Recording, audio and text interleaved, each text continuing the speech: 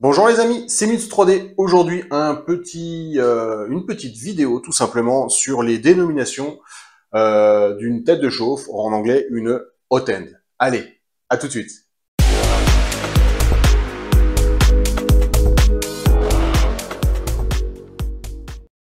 Alors, on se retrouve avec un ensemble de type E3DV6. Donc, c'est différents types de montage. On va pas les expliquer aujourd'hui. Euh, L'ensemble général reste à quelque chose près, on va dire. Aux différences de la pièce jaune, le même montage, cette pièce-là peut être dans un sens ou dans l'autre, toutes les autres pièces sont au même endroit et servent au même rôle. Donc pour commencer, nous avons ici le raccord pneufit, qui est tout simplement un raccord pneumatique qui sert à connecter le tube PTFE sur un montage Bowden. Donc le montage Bowden est un montage où l'extrudeur est séparé de la tête de chauffe. Donc vous avez un PTFE qui relie les deux. Et ce raccord-là permet d'ancrer le PTFE à l'aide de petites pièces à l'intérieur, des petites griffes, comme des ardillons, qui empêchent au PTFE de sortir. Pour sortir le PTFE, on appuie sur la collerette qui est ici, et en même temps, on tire sur le PTFE. Voilà pour le principe de fonctionnement. Donc lui, il est monté vissé à fond sur la pièce grise.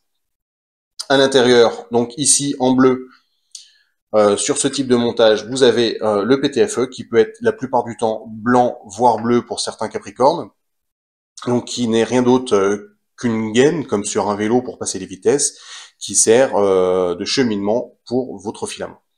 Donc, la pièce suivante, en anglais, la pièce gris argenté, c'est le heatsink. Le heatsink est un dissipateur thermique qui sert à casser la chaleur, ou un radiateur, qui sert donc du coup à casser la chaleur entre la pièce noire qui est ici, où on a la partie chaude, sur la plupart des imprimantes 200, 250, voire 300 degrés, voire plus pour certaines imprimantes spécifiques, à dissiper cette chaleur de façon à ce que le filament qui soit dans le tube PTFE ne soit pas au-delà de sa température de fusion, ce qui ferait qu'il va fondre à l'intérieur et donc coller. Le filament, il doit fondre dans la buse et pas au-dessus. Donc, il sert tout simplement dissipateur de température entre la buse et le PTFE.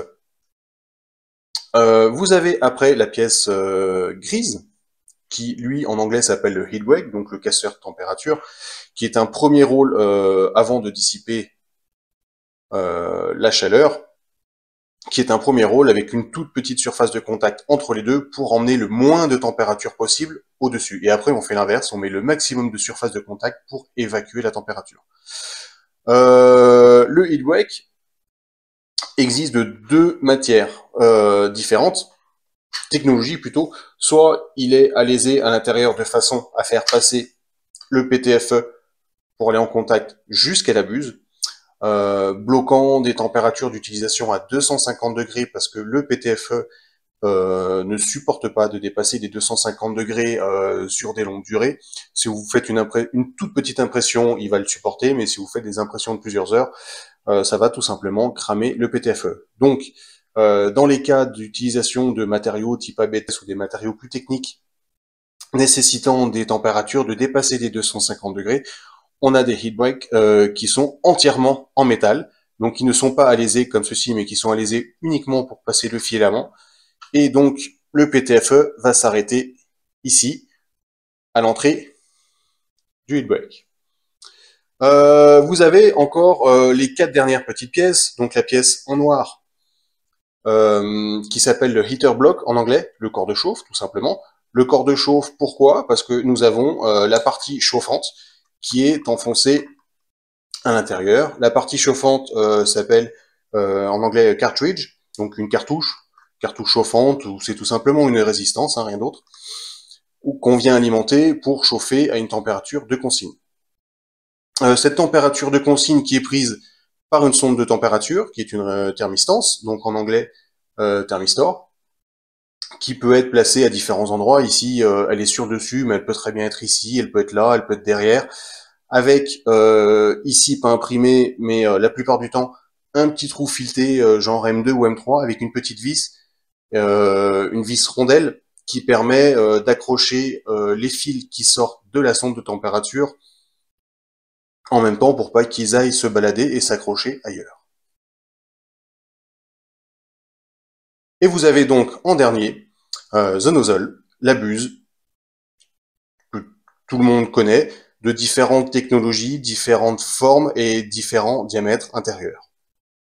Donc ça, c'est en fonction de votre type de montage.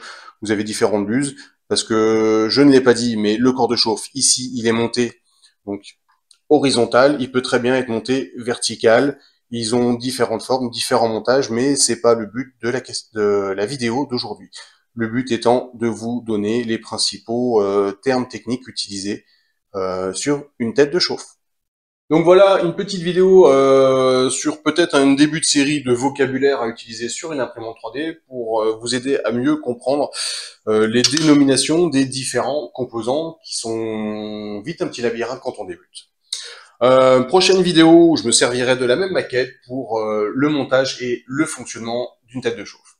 À bientôt, bonne journée.